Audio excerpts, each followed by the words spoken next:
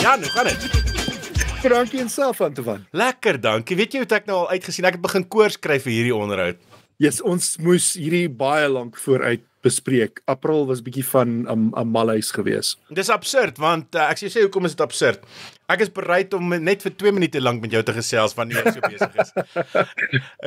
Ek tel as 'n episode, mense sal dink is funny. Ek sit net so 2 minute podcast episode nommer. YouTube short, onthou hy moet net so in die lengte verfilm word as jy hom 'n YouTube short kan maak.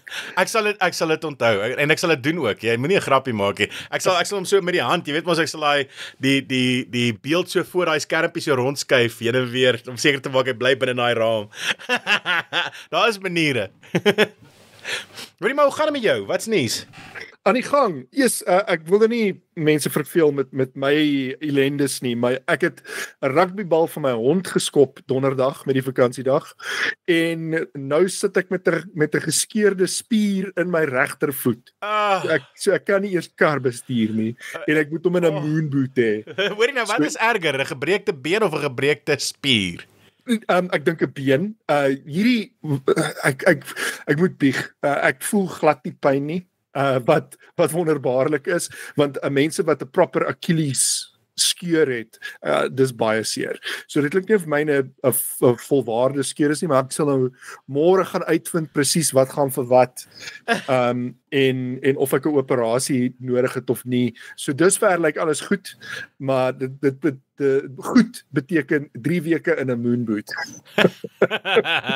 Ek het nog nooit so oud in my lewe gevoel nie. Hoor jy net vir die rekord, ek het die recording aan die gang gesit, hoor. Okay. Loop jy met krikke op die oomblik? Ja, en ek het 'n skooter. 'n so 'n nie-skooter. Daai jy met jou een knie op sit. Ja. Die einste. Ja. This is the way. This is jy's nou, dis daai next level recovery. Jy weet, is want daai goed is dit eintlik redelik onlangs uitgekom, né? Daai knie skootertjie. Ek weet glad nie, 'n vriendin van my se ma, was ook onlangs in 'n moonboot en sy het dit gekry en so toe sy vir my vrou herinner. Hey, luister, onthou jy, ek vir my ma het dit ding gekry. So toe organise my vrou vir my een. Dis veel beter, want anders ek voel so useless. Ek kan nie eers langs die kombuistoonbank staan en my eie koppie koffie maak, sonder om, jy weet, per ongeluk gewig op die voet te sit nie. Ja. So ja, dis 'n riem onder die hart, soos hulle sê. Letterlik, en hy het so materiaal vliesie wat jy jou knie gaan sit, né? Hierdie een is 'n kussing. Is dit 'n kussing? En hy het so in hampie in die kussing, soontoe en dan soontoe. So jy kan die skooter so parkeer en jy kan hom so parkeer. En dan jou knie op enige angle. So as jy hom dwars parkeer, dan kan jy jou knie so sit as jy moet nou nader staan aan iets. En as jy nou verder weg kan staan, dan kan jy nou, jy weet, gewoonweg op die skooter parkeer. Ek sou sê die tegnologie raak nou next level. Dis so 'n basiese ding. Ek kan nie glo dis 'n nuwe uitvindsel nie. Dit voel vir my soos 'n redelike nuwe ding, wat ek het dit die eerste keer seker hier rondom die begin van die pandemie het ek dit iewers raak gesien. So dit kan nou maar bloot 'n toeval wees, maar hoe dit ook al sê. Ja. Nee, maar 5 jaar jonge tegnologie. Want dis regtig, dis soos van daai mopeds. Ja. Jy sit jou knie op hom. Ja, en jy het jou mobiliteit en al die dinge is, jy kan jou eie dinge doen. So jy voel op die oomblik sê jy glad nie pyn nie, maar is dit die pynmeds, dink jy? Nee. Jy drink nie enige pynmeds op die oomblik? Nee, ek doen vir die inflammasie, want die inflammasie moet afkom vir die genesing. Maar dis net in die oggend en in die aand. En dan het ek extras, hulle het my extra gegee as ek pyn voel, want Achilles is 'n lelike ding. So ek dink meeste mense, jy weet, hulle verwag as dit Achilles is, gaan jy pyn voel in die middel van die dag. So ek het extra pynpille wat ek deur die dag kan drink en ek doen dit nie. So of ek het 'n fantastiese gesteldheid wat ek twyfel, of is net nie so erg nie. Maar ek kan glad nie gewig op hom sit nie. As ek bietjie gewig op hom sit, dan voel ek hierdie ding is seer. Ja, yes, like it. Maar Miskien werk hy pille net so blerry goed, man. Was dit daai wat jy oor die dag hou? Oxycodone of wat wil dit? Ja. So myne is ag, dis 'n MyPro iets en dan Celebrex. So ja, Okay. dis nie te ernstig nie. So dis tipe soos 'n myprodol ding vir inflammasie en dan die ander een hulle sny hom af in die brein, Cerebrex. Ja, Dit klink soos dit in die brein aangaan. Ja, die apteker het gesê dis vir pyn, pyner en pynste. Ooh. Okay, the good stuff. Hulle sê as jy die top van die leer bereik dan is jy op daai wat hulle altyd in die oorlog vir die mense gegee. Ja, morfine. Ja, Morphine. ek's nog nie daar nie. Maar blykbaar is die morfine ook eintlik goed vir 'n genesing vir so iets, want hulle sê, nee, ek gaan my back nou stil hou. Kom Hierdie gesprek het nou net interessant geraak, Jan, maar asseblief. net Vertel nou my die van sê ek iets wat totaal onakkuraat is. Maar dit hoef Want nie hierdie is 'n akkuraat ding te wat wees ek nie. Onthou net, gehoor- hierdie is net 'n kuier podcast. Daar is nie ons gaan nie fact checkers hier so. As jy hierdie kyk of luister, het jy die verantwoordelikheid om dit self te fact check. Ons sal probeer om jou nie te maar ons waarborg. Ek het gehoor, ek het so baie duidelik maak. Hierdie is 'n tweedehandse storie van iemand wat gesê het hulle het dit by 'n dokter gehoor. En dat die morfine help om are en goed oop te maak. So veral as daar inflammasie is in 'n geskeurde spier of so iets, dan help dit net vir die bloedvloei. Okay. Ja. Klink amazing. En jy voel op high. Dan moet jy net na die tyd deur rehab gaan. Laat jy moet dis nou die added dingetjie is daai klein fynskrifie is rehab required. Ja, 3 maande physio, 6 maande rehab. Ja. So jy kan kies. As jy die 6 maande rehab wil mis, moet jy maar skree deur die 3 maande physio. Hoorie maar as 'n mens aan morfine ek kyk dink altyd in daai oorlogflieks wat hulle dan wys hulle die ou hy lê daar met sy darms hier langs hom, jy weet, hy spoor is nardus en sy pelle gee hom net vir my genade. Hulle het so 'n dingetjie wat hulle so knak en dan kappel hom so in die been in en dan lê hy daar, dink hy hy's fine, jy weet. Hey, kom ons gaan weer. Hy sleep julle 300 meter se darms hier agter hom. Tog nee, dit is 'n funny ding. Ek wou jou ek het jou nog nooit gevra nie, Jan. Waar kom jy vandaan? Ons ken mekaar al jare, maar waar het jy groot geword? Ja, so ek is gebore in Johannesburg, maar baie jonk het ons getrek daar waar die Blue Hills Equestrian Estates en goed nou staan. R55. Ja, toe daai goed nog net plotte was. Daar was nog niks nie. Het ons 'n plot daar buite gekoop. Vir een of ander rede. En ag maar vir 'n kind was dit wonderlik. Yes, ek het aldag rondgehardloop op die plot met my swart Labrador kruis wat hoër gestaan het as ek. Hier gaan ons. Toe van daar af nadat my ouers geskei het, omdat my ma in die middestad van Pretoria getrek het ons Centurion toe getrek. Okay. Toe dit nog Verwoerdburg stad was, maar ek onthou my ma het nog gesê sy weier. Sy gaan nie in Verwoerdburg stad bly nie. Sy gaan kyk Littleton, sy gaan kyk Kloofsig. Maar Noroel nie Verwoerdburg stad nie. Littleton en Kloofsig, daar by die groot bord wat sê welkom in Verwoerdburg stad. Ja, en natuurlik, man, toe ek onthou, toe ek nog groot geword het, die hoërskool was nog die Afrikaanse hoërskool. Daar's eintlik dis eintlik 'n netjiese split. Jy het die Afrikaanse laerskool en die Engelse laerskool. En dan die Engels, ja, so dis Louis Leipold laer en Littleton Primary en dan was dit nog Verwoerdburg hoër en Littleton Manor High geweest. Ja. En Verwoerdburg hoër toe Centurion was die eerste stad wat sy hand opgesteek het en gesê het, luister, ons sal ons naam verander van Verwoerdburg stad af.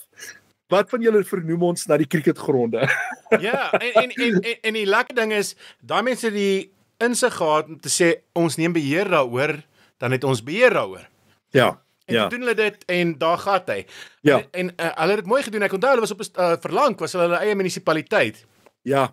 En toe kom daai tyd wat hulle mos die samesmelting so goeders gehad het met die groter metro, en daai Centurion wat munisipaliteit was flush met geld.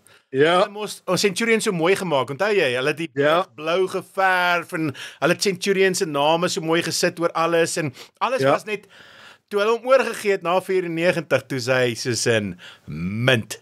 Dit was die mooi plek. En by die Centurion Mall was daar natuurlik die orrel, die fonteintjie orrel gewees en jy kon 'n bootjie hier en op die Centurion meer en alles, rondry. Ja. En die kyk, water was skoon. ja, en hierdie was ek was baie jonk geweest, so ek het nie regtig die machinations, die politiese machinations verstaan van die samesmelting van die munisipaliteite, jy weet, van wat Centurion onder Pretoria val en toe wat Pretoria se naam Tshwane verander toe. So jy weet, ek het glad die ding van Centurion wat saamstel met Pretoria glad nie verstaan nie. Ek het eers na die tyd, snaaks genoeg het my pastoor my vertel, dat die rede hoekom baie mense in Centurion gegaan het daarvoor, is omdat die belasting was minder. So jou eiendomsbelasting, as jy gesê het, as jy gekyk het na Centurion teenoor Pretoria, was Centurion baie hoër. En dis hoekom mense gesê het, ja, kom ons gaan join Pretoria en kyk waar staan ons nou. Centurion sukkel. Kyk, dis 'n groot dolomiet area. Daar is slaggate oral, die stormwater word nie ordentlik onderhou nie, die meer is in sy merdes, die henhops, man, ons het al soveel, ek onthou toe ek op hoërskool was daar 'n meisie met die naam van Karen Cockett. Sy was die redakteur van ons koerantjie gewees, Littleton Manor se koerantjie, en sy het half 'n ding begin, wat kom ons noem dit 'n net 'n groepie, 'n volunteer groepie wat die Henhopsrivier gaan skoonmaak het na skool. En daai groepie dink ek het uiteindelik ontstaan in Henhops Revival in. Henhops Revival dink ek is sy eie ding, maar die twee goed het half in mekaar ingevleuel dink ek. En selfs man daai mense eerstens hulle sukkel om nog volonteërs te kry om te help om die werk te doen en man, dit voel asof hulle teen 'n opdraande opbeklei. Dit weet so vinnig as wat jy daai rivier probeer skoonmaak, so vinnig word hy meer besoedel. En ja, dit jy weet, dis dalk onpopulêr nou, maar nou sit ek daai twee goed in my kop bymekaar, wat die pastoor gesê het, ja, mense het gesê, ons wil gaan vir die laer tariewe, ons wil gaan vir die laer belasting, en nou sit ons met dit, hier sit ons nou 20 jaar later met 'n massiewe tabbeletjie. Want Centurion was duur om te onderhou. Dis 'n dolomiet area, jy moet versigtig wees met die stormwater, jy kan nie 6 verdieping ontwikkelings hier goedkeur nie, baie van daai goed word daar gebou, dis 'n probleem. So ja, anyway, daar is ons op 'n totale tangent af nee, maar van my lewe in Centurion. Ek onthou nog in Doringkloof, toe hulle Doringkloof Mall uitgebrei het. Want dit was net 'n kafee en 'n Pick n Pay op 'n stadium gewees. Ja.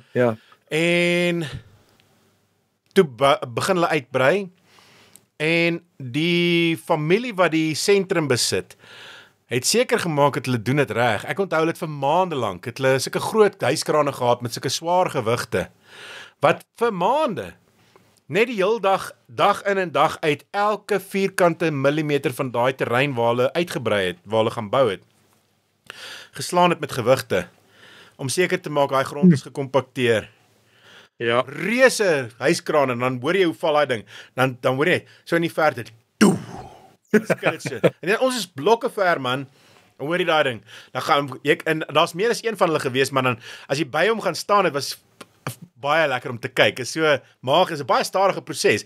Klik klik klik klik klik klik klik klik klik klik klik klik. Hy sê daai ding terug tot bo. En dan draai nou waar hy net so baie geval het, draai net so 'n bietjie regs en dan laat val hom weer. Doe.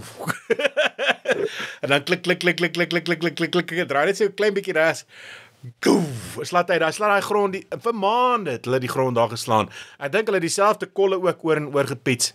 Ja. Ek weet nie wat die meganisme is nie, maar daai plek is vreeslik interessant en dan natuurlik daai quarry, Lafarge. Ek weet nie of dit nou iets anders is nie, aan wie dit behoort nie.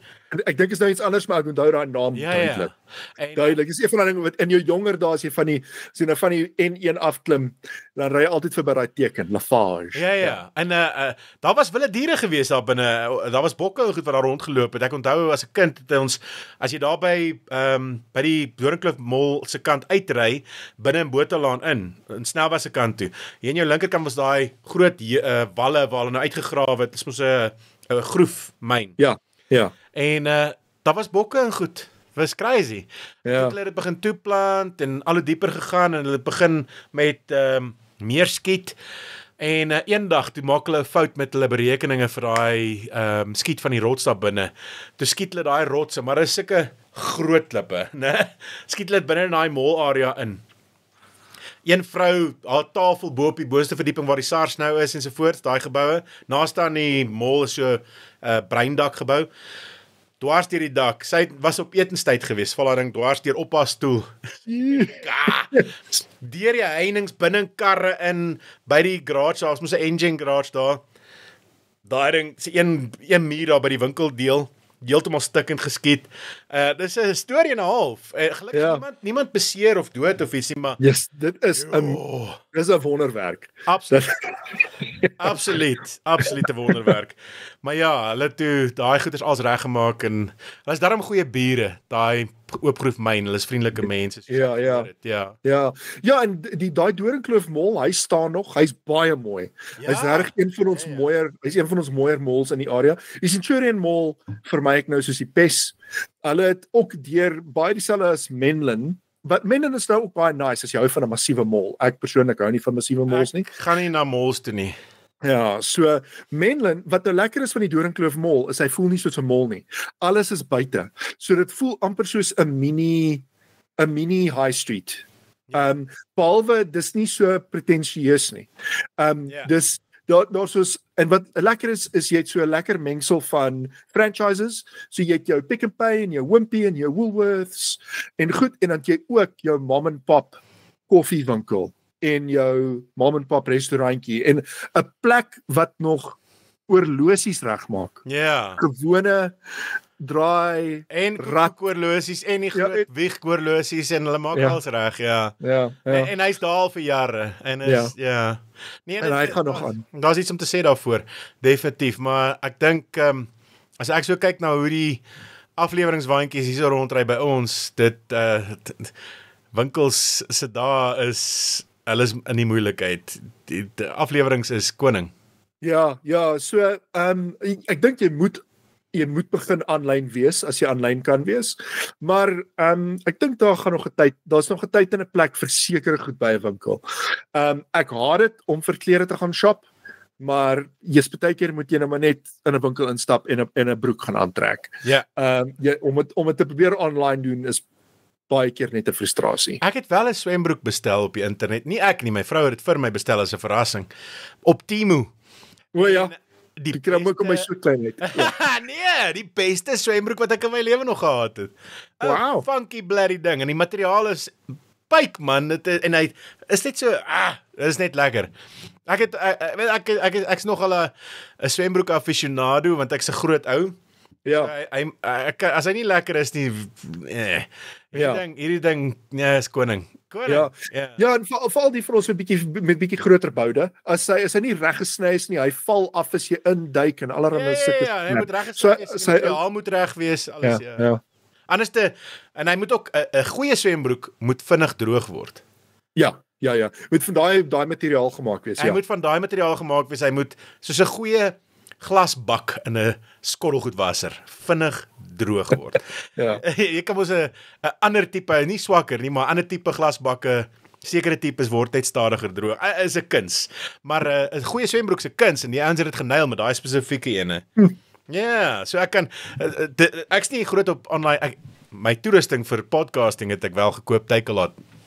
Ja, tegnologie, absoluut. Ek sal deur Amazon rekenaarkomponente, Amazon Amerika nou bestel.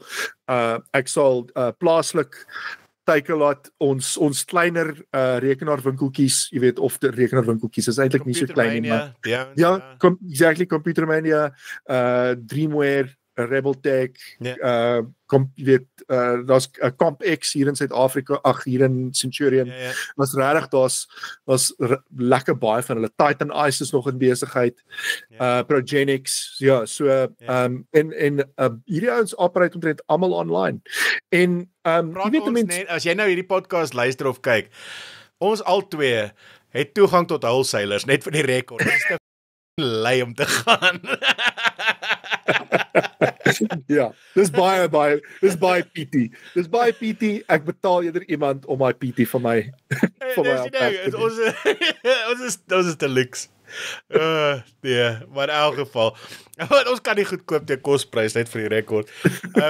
Maar maar aflewering, ek dink kunsmatige intelligensie gaan 'n groot verskil maak. Ek probeer nou nie dit forceer in die rigting van hierdie gesprek nie. Dis ek dink dit gaan regtig 'n verskil maak.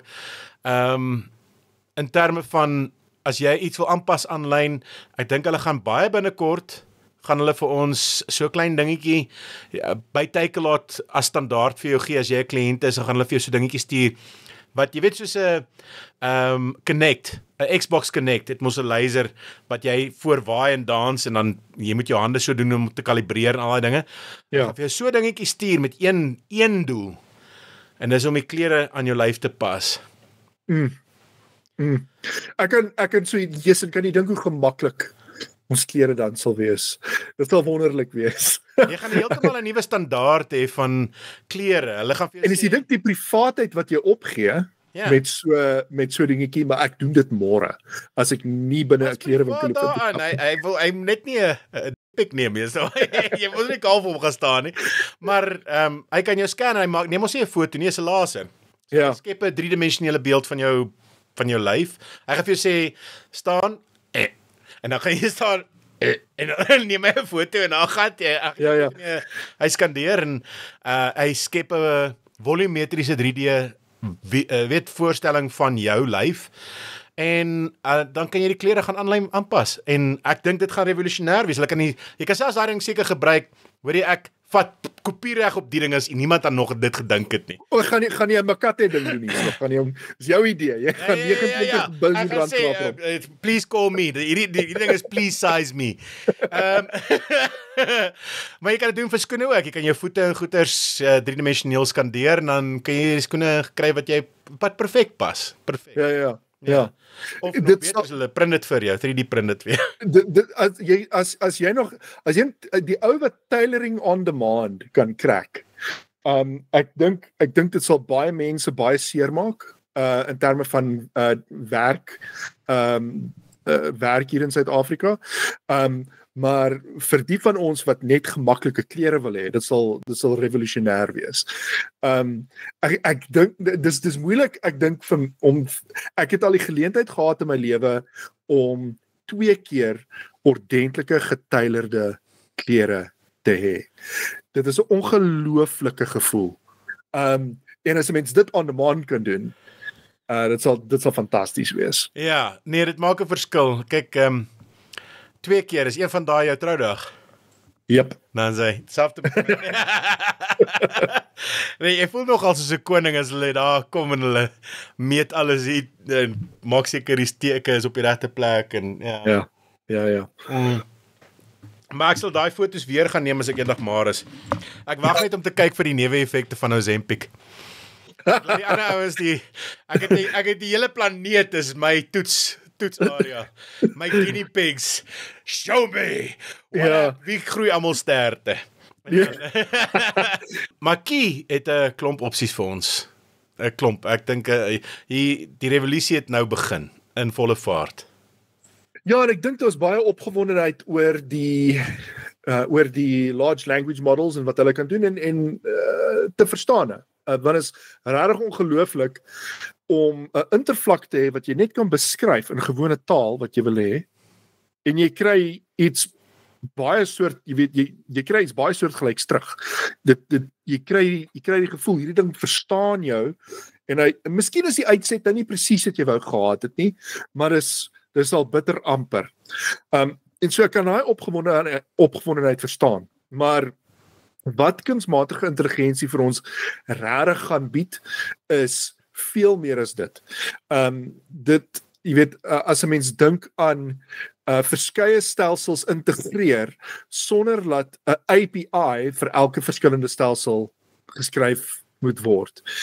Net om mense 'n voorbeeld te gee. So kom ons sê jy is besig om met jou gade of met vriende op 'n WhatsApp call te gesels oor julle wil uitgaan of wat ook al, dan praat julle sommer in die middel van daai WhatsApp call met 'n kunsmatige intelligensie en sê gaan bespreek vir ons hier. Maar daai restaurant het glad nie 'n manier om aanlyn te bespreek nie. So die foon bel outomaties. Hy sê o nee, maar hulle het 'n WhatsApp lyn of hulle het 'n e-mail of hulle het 'n foonlyn. Kom ons sê dis 'n foonlyn. Hy bel self en sê jy praat met X en Y se kunsmatige intelligensie. Hulle wil asseblief 'n tafel bespreek vir Y mense op Z tyd. Ja. Dan. Die produktiwiteit boost wat so 'n stelsel kan gee is ongelooflik. En ons gaan elkeen ons eie agent hê. Ja. Wat jou hele lewe lank, vandat jy kan begin praat, gaan hy saam met jou ontwikkel of sy, en jy kan die geslag van die ding verander soos jy nodig het, want is dit? So jy kan switch soos jy wil, wat ook al jy mee gemaklik is. Ja. En hierdie is 'n nuwe era en ek dink nie mense besef mooi hoe groot die oomblik is nie. Ons is nou in 'n era waar ons is, daar was sulke gapings waar jy nie getether was aan die internet nie. Dit gaan nou 'n inconvenience word. Jy gaan geïrriteerd wees deur nie getether te wees nie. Want jou AI se vermoë gaan nog steeds 'n verbinding met die internet benodig. Ja, totdat ek dink van die duurder toerusting nou, soos jou top of the line iPhone en Galaxy of Google phone. Hulle kan redelike hoeveelheid AI goed op die device self doen met hulle fancy neural agent chips en wat ook al. Jy weet hulle het hulle neural processors. Maar vir die groot werk het jy net massiewe rekenaarkrag nodig. En ja, daarvoor het jy 'n verbinding tot die internet nodig. So ek hoop daarom die basiese goed soos bel vir my hierdie restaurant. daai basiese agent goed, dat hulle uiteindelik dit kan doen, maar mens moenie minag hoeveel rekenaarkrag dit verg om so intelligente stelsel en so agent te kan hê tot jou beskikking nie. Dis net nie die soort rekenaarkrag wat meeste van ons het nie. Jy is 'n betalende gebruiker, né, van Key? Van ChatGPT tans. Ek het met van die ander gespeel. En ons betaal vir Google se goed. So ons kry dit saam met Google. Ja. En ek dink deur Microsoft kry ons Copilot ook. Ja. Maar ek het nog nie baie daarmee gespeel nie. Ek het ook toegang, ek speel met ChatGPT, maar ek gebruik hom nie aktief nie. Ek gebruik Gemini aktief. En dit raak beter en beter. Hulle het nou 'n nuwe video ene vrygestel, VO2. Ek weet nie of jy dit gesien het nie. Nee, ek het nog nie daarmee gespeel nie. Dit is nogal cool. Hy het 'n fout gemaak met die eerste video wat ek gevra het om te genereer. Want ons moet 'n toespraak vir die skool maak vir my dogtertjie graad 2.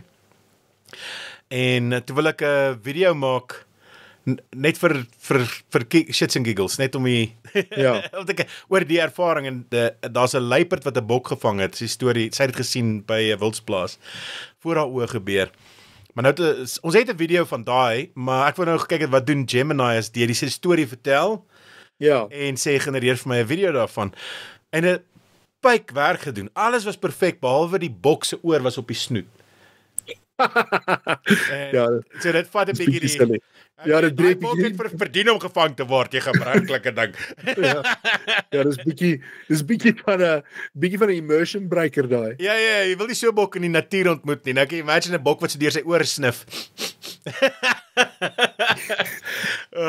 Tog, maar dis 'n foutjie van die kunsmatige intelligensie, maar dis nog steeds 'n damn sight beter as wat meeste mense so ding sou kan digitaal teken. Ja. Animeer. Dis 'n luiperd, daar's 'n bos, behalwe die bokke te oor op die snoet.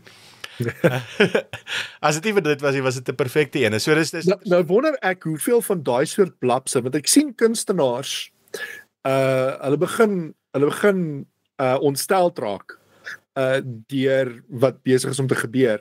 En so hulle het allerlei triks begin leer en versprei oor hoe om hulle werk letterlik destructief te maak teenoor kunsmatige intelligensie.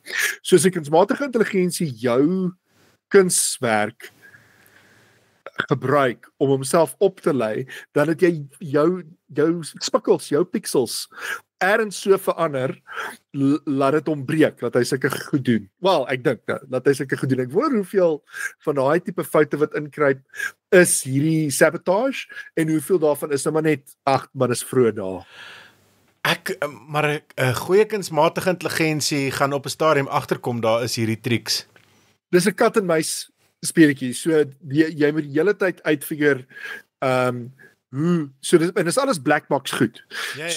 So jy moet probeer uitfigure hoe die model op 'n sekere ding afgekom het en hoe sekere van die spikkels verander daai model kan belemmer.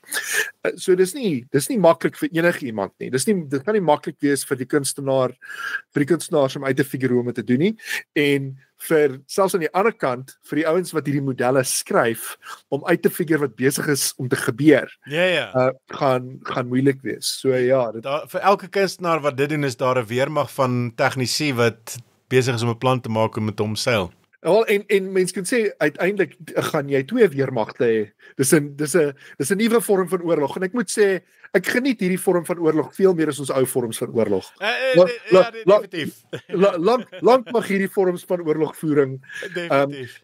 En ja, dis adversarial en dis tot 'n mate lelik, want jy sekere mense weet voordat mense te hard kritiseer dat ek weet net praat oor hierdie arme mense, my werk ook, ek's 'n skrywer.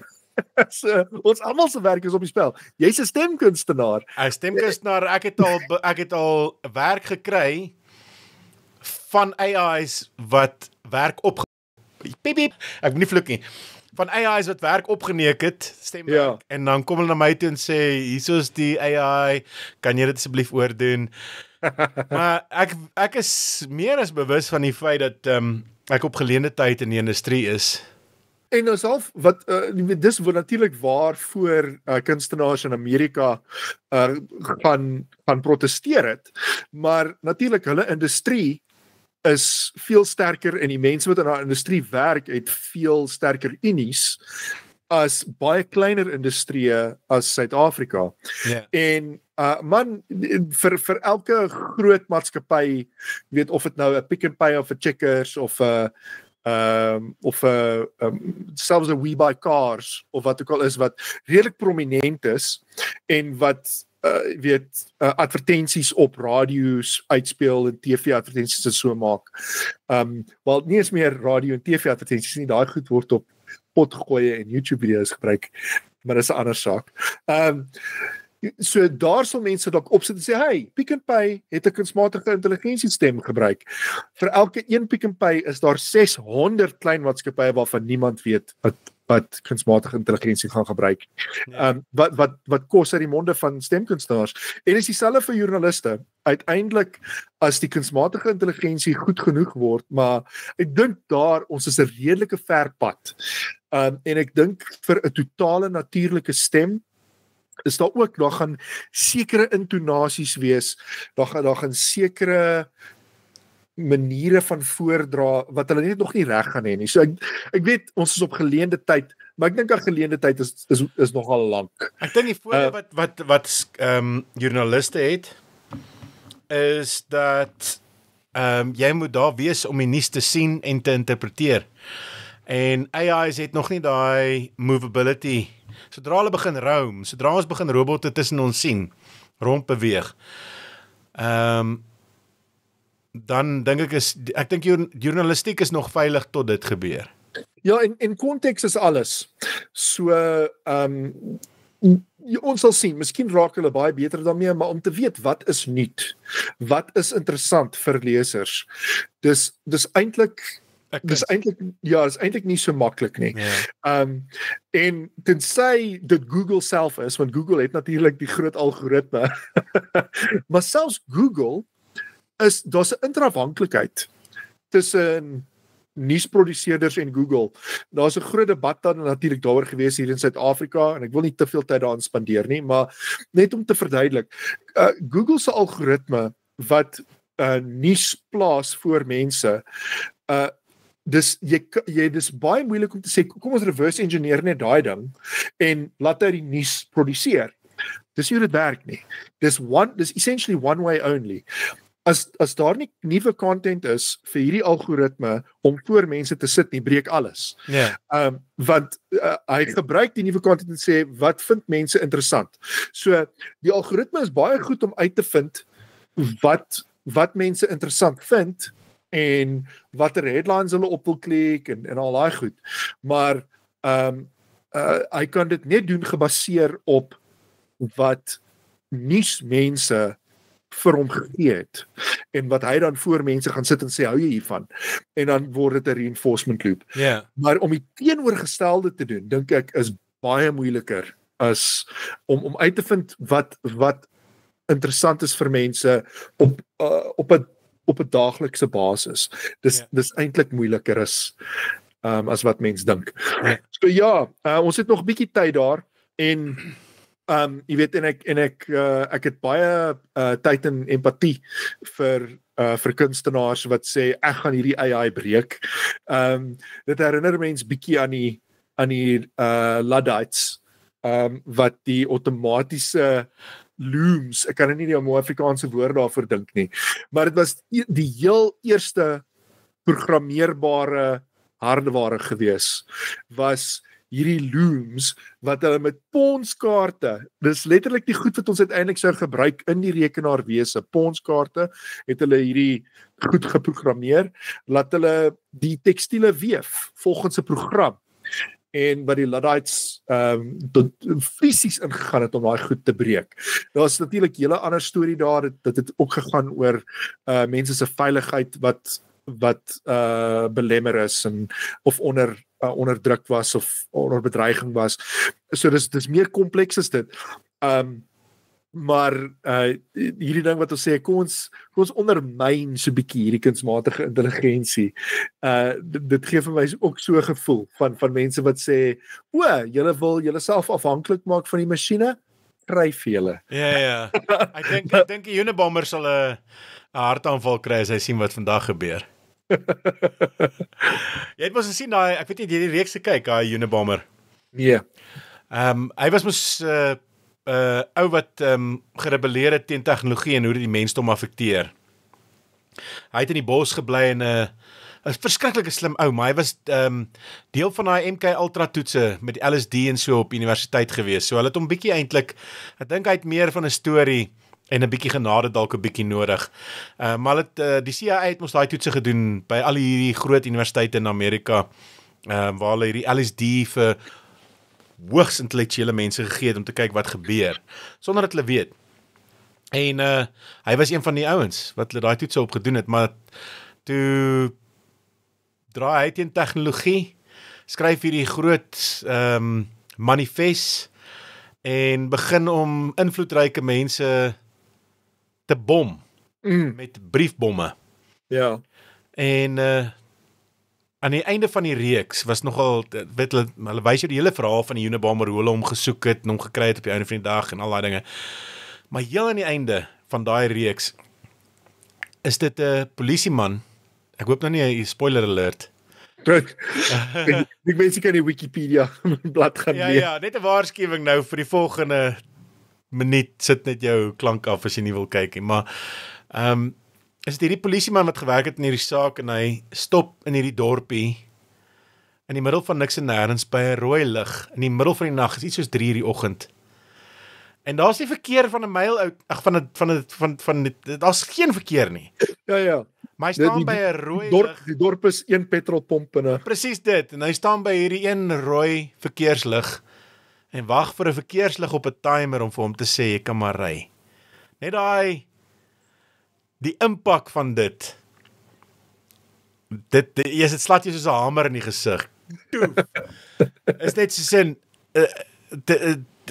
ek dink die ouens wat daai reeks gemaak het 'n begrip van wat hy wou sê, Maar 'n mens moet die malligheid uit dit uithaal, as jy verstaan wat ek sê. Jy kan nie net mense doodmaak, jy's mos flippend mal. Ja. En ek weet nie, ek dink dit is Ted Kaczynski of so. Ek kan nie sy naam onthou nie. Maar die Unabomber, daai toneel, dit was net so sin, dit slaan kliphard. Ja. En elke keer as ek by 'n rooi lig stop en daar's nie verkeer nie, dan het ek daai gevoel, weet, dis nee man. Ja, en jy weet, ek dink dis natuurlik een van die gevare wat mense uitlig met kunsmatige intelligensie. So, jy weet, 'n fantastiese voorbeeld is 'n storie wat jare gelede geloop het van hoe Amazon probeer het om kunsmatige intelligensie te gebruik om in hulle recruitmentproses hulle te help. Want hulle kry natuurlik duisende aansoeke vir mense om by Amazon te kom werk. En so, as hulle 'n manier kan kry om daai werk meer effektief te maak, hulle sal honderde man-ure spaar. En so hulle het kunsmatige intelligensie daarvoor probeer inwend, en toe hulle later en iemand het begin flag, luister, almal wat deur hierdie stelsel kom, lyk baie dieselfde. En toe hulle nou verder gaan kyk, toe sien hulle wragtig wat die kunsmatige intelligensie geleer het, want al wat hulle vir die kunsmatige intelligensie gegee het, is, hierdie is al die aansoeke wat ons voorheen ontvang het, en hierdie is al die aansoeke wat suksesvol deur die program gegaan het. Soek vir ons daai uit. En hy het letterlik op 'n paar kom ons sê dit het gefikseer op geslag en ook op ras. Nie net een ras nie, maar wel uit sekere rasse bo ander rasse geklassifiseer. En so onmiddellik kan jy sien, as jy nie versigtig is met kunsmatige intelligensie nie, kan jy net probleme wat reeds bestaan, Yep. En jy kan dit net reinforce. Ja.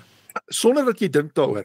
En ek dink dis daai tipe ding waaroor mense benoud is. As kunsmatige intelligensie gaan besluite maak oor wie kry banklenings, oor wie kry goedkeuring vir visas.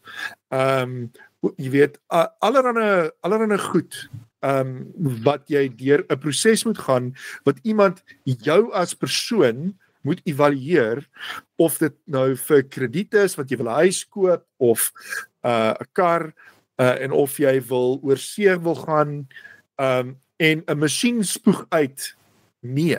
Ja. En ek was al aan die ontvangskant van so 'n masjienfout gewees binne in 'n bank. Ek gaan nie hulle naam noem nie, maar dis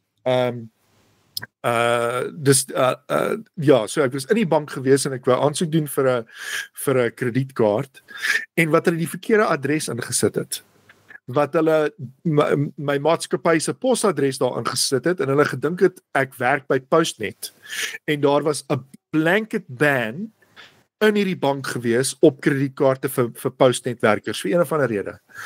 En omdat die persoon, dit is nou 'n mensfout, hierdie was nou 'n problem exists between keyboard and chair oomblik gewees, want die mens het die verkeerde inligting in die masjien ingesit. Ja. Maar as jy net kan dink dat as so klein foutjie inglip in 'n algoritme in, dat jou hele lewe besluit kan word. Kom ons gaan na 'n totale extreme toe.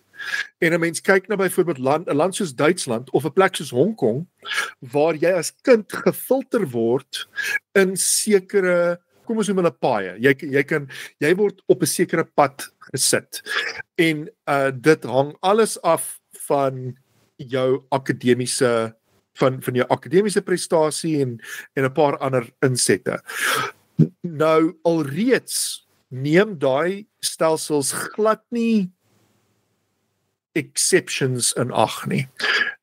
So jy weet, want ek weet van iemand wat deur so 'n skoolstelsel is, en jy het bietjie met die verkeerde crowd ingeval, toe die persoon jonger was, en het toe kon na Suid-Afrika toe kom, om terug te kom, om 'n op 'n akademiese skoolvlak in plaas van 'n technikon of heeltemal opskop of wat ook al die opsies vir daai persoon sou gewees het en kon toe universiteit toe gaan graad vang. So ja, die persoon het 'n bietjie van 'n skop onder die alie nodig gehad, 'n bietjie van 'n vuur onder die boude. Maar toe die persoon reg geruk is hulle hele lewe verander. En so rigiede stelsel laat glad nie vir so iets toe nie. En so ek dink dis en so ek dink dis 'n ding waar mense baie bekommerd is hoeveel nuance sal so 'n stelsel voor toelaat. En weet, miskien is hulle as ons kan sien as ons die stelsel in Duitsland gaan vervang met 'n kunsmatige intelligensie wat bietjie meer menslikheid in hom het, in plaas van net te gaan, jy weet, hierdie is jou punte, dis waarheen jy gaan, sorry vir jou. Miskien is het dit beter uitkomste. En dis natuurlik wat 'n mens wil hê. Mense wil 'n beter uitkoms hê vir die persoon en die land. Dis moeilik om te meet. Weet 'n mens kan net op individuele vlak na stories kyk. En so as mense kan sê die kunsmatige intelligensie sal beter wees as die rigiede stelsel, dan great. Maar as dit net dieselfde gaan wees, behalwe nou op 'n globale vlak, dan kan ek verstaan hoekom mense skrikkerig is daarvoor. Ja. Maar ek sê dit elke keer as ons gesels, Jan, hierdie is net die begin. Ja. We ain't seen nothing yet. Dis net die begin. Ietsie wat my, voordat ek jou laat gaan, ek weet jy moet gaan opdateer. Neuralink, daai video wat ek vir jou gestuur het van die Neuralink pasiënt wat tussen totaal immobiel is. Jep. Daai ding word net deur sy brein beheer. En toe maak hy 'n video met sy stem soos dit was. Sy stem is saamgestel deur analise van 'n kunsmatige intelligensie van klank van video's wat hy gemaak het toe hy nog kon praat.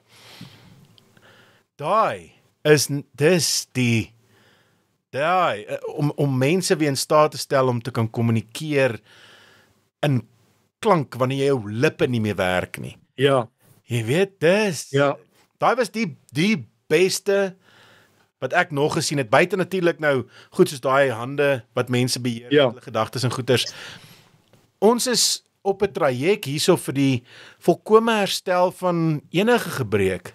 Ja, dis ongelooflik en dis iets wat die meerderheid van ons, die meerderheid van ons jy weet, het ons 2 hande, voete, oë, 'n gesonde verstand, 2 ore, jy weet, en so, maar daar is 'n massiewe spektrum van mense wat wat sukkel om te hoor tot totaal doof is, sukkel om te sien tot totaal blind, mense wat gebore word met 1 arm of hand, en so aan en so voorts. En dan natuurlik mense soos in hierdie persoon se posisie wat 'n totale gesonde verstand, maar die lyf wil nie. Ja. Die soort tegnologie is lewensveranderend. Ja. En ja, 'n mens kan net goeie dinge vir die mensdom insien as ons meer mense in staat stel om nie net deel te neem nie, maar om by te dra. Ja. Tot die algehele samelewing. So ja, nee, ek is baie opgewonde oor daai tegnologie self. En ja, jy weet, ek wil amper saam met jou stem daar, dis iets wat ek dink ons gewoonlik nie regtig baie aandag op sien nie. Want dit affekteer jy weet, net 'n klein deel van ons samelewing. Maar vir daai deel van ons samelewing, dis die verskil tussen deelneem en bydra aan die wêreld tot vasgevang wees, 'n gevangene wees binne hulle eie lyf. Dis ongelooflik. Ja. Die Star Trek levels van die tegnologiese deurbraak daai. Ja. En dit is vir mense wat nie meer kan beweeg nie, né? Wat gaan dit doen vir mense wat nie enige gebrek het nie? Ja.